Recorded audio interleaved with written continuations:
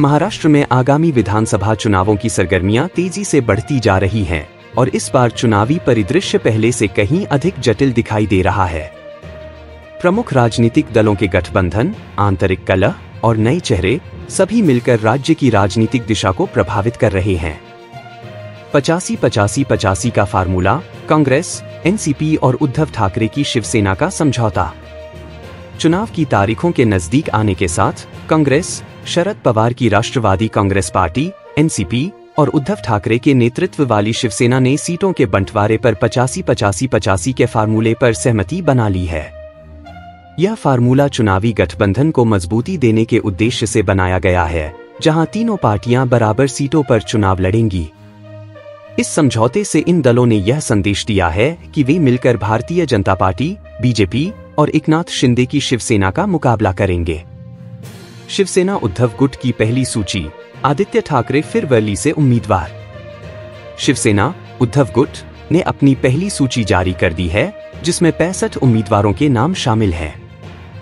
वर्ली से आदित्य ठाकरे को फिर से टिकट दिया गया है, जो ठाकरे परिवार के लिए प्रतिष्ठा की सीट मानी जाती है। इसके अलावा एकनाथ शिंदे के खिलाफ केदार दिघे को मैदान में उतारा गया है, जो इस मुकाबले को और दिलचस्प बना रहा है। उद्धव ठाकरे की शिवसेना इस चुनाव में अपनी साख बचाने और मजबूत पकड़ दिखाने के लिए पूरी कोशिश कर रही है। अजित पवार गुट की अलग राह, नवाब मलिक का टिकट कटा। एनसीपी के अजित पवार गुट ने 38 उम्मीदवारों की अपनी सूची जारी कर दी है, जिसमें कई पुराने चेहरों को जगह दी गई है। हालांकि इस सूची से नवाब मलिक का नाम गायब है, जो एनसीपी में आंतरिक राजनीति और नेतृत्व संघर्ष को उजागर करता है। अजित पवार और शरद पवार के बीच की कलह एनसीपी के दोनों गुटों के लिए चुनौतीपूर्ण साबित हो सकती है और यह देखना दिलचस्प होगा कि दोनों गुट किस तरह से चुनावी मैदान में उतरते हैं। बीजेपी को झटका, लक्ष्मण ढोबले एनसीपी में शामिल।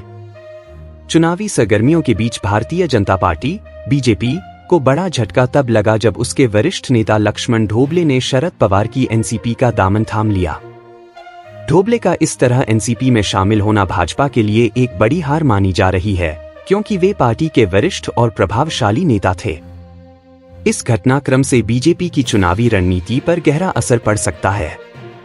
सीएम योगी की मौजूदगी और विवादित पोस्टर। इस चुनावी माहौल में उत्तर प्रदेश के मुख्यमंत्री योगी आदित्यनाथ भी अहम भूमिका निभा रहे हैं। मुंबई में जगह जगह बटेंगे तो कटेंगे वाले पोस्टर लगाए गए हैं, जो एक विवादित संदेश देते हैं। इस तरह के पोस्टर से बीजेपी की सांप्रदायिक राजनीति का आरोप फिर से सामने आया है और इसे लेकर विपक्षी दलों ने कड़ा विरोध जताया है।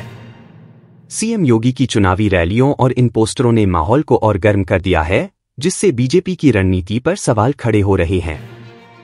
निष्कर्ष: महाराष्ट्र का चुनावी परिदृश्य बेहद दिलचस्प मोड़ पर है, जहां एक ओर गठबंधन और सीट बंटवारे की राजनीति चल रही है, वहीं दूसरी ओर गुटबाजी और बगावत की स्थिति भी सामने आ रही है। कांग्रेस, शिवसेना, उद्धव, एनसीपी, शरद पवार का गठबंधन बीजेपी के लिए एक कड़ी चुनौती बनकर उभर रहा है, जबकि एनसीपी के अजित पवार गुट और बीजेपी के आंतरिक मुद्दे चुनाव में नतीजों को प्रभावित कर सकते हैं। ऐसे में यह देखना महत्वपूर्ण होगा कि महाराष्ट्र की जनता किसे अपना जनादेश देती है।